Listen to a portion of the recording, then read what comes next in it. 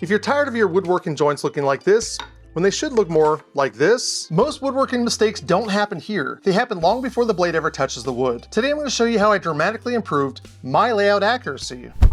For years I thought my problem was right here at the blade. I know how to use a ruler, I know how to make a mark, I even know how to line up the blade to that mark. So when my joints got sloppy, it had to be the saw. It took me a long time and a lot of bad joints before I figured out what was actually going on. The problem wasn't the saw. The problem wasn't the pencil. The problem was me.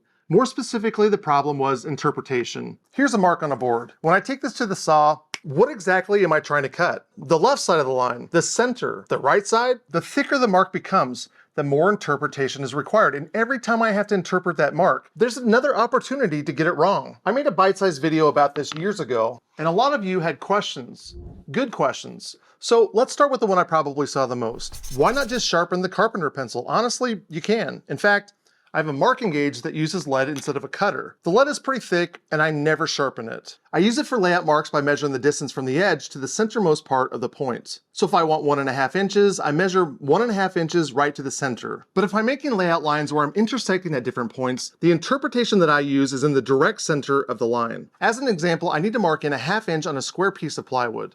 I'll set my marking gauge to 1/2 inch. Then I'll go around the perimeter. Where my lines intersect, I'll use an awl in the center, and now I can drill these out at the drill press. If I use a digital caliper, place it inside my mark, and then reach the side, I am at 1/2 inch. This method, even with the thick lead, works just fine for me. But it works because the lead isn't changing shape on me. The problem is that once you start sharpening a pencil, the point doesn't stay the same.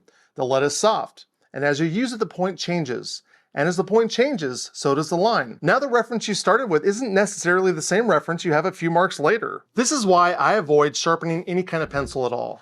But what about mechanical pencils? I have a drawer full of mechanical pencils. For marking measurements, laying out projects, and just about everything else in my shop, they solve 90% of the problems I run into. Just like my marking gauge, the point stays the same. The line stays the same. And for most woodworking, that's more than enough. But when I'm laying out joinery, I still run into the same question. Which side of the line am I cutting? The left side? The center? The right? Because even with the mechanical pencil, I'm still interpreting the mark. And that's when I realized the problem, again, wasn't really the pencil. The answer to the problem is to start the joint before we actually cut it. This is a Kiridashi knife, and its job is to do exactly that. With this knife, I can create a positive reference for where the cut begins. Back at the saw, I know exactly where the cut starts, and that makes it much easier for me to put the blade where I meant to. But why a Kiridashi knife? The beauty of these tools is that the geometry of the blade gets it flush against the surface you're referencing.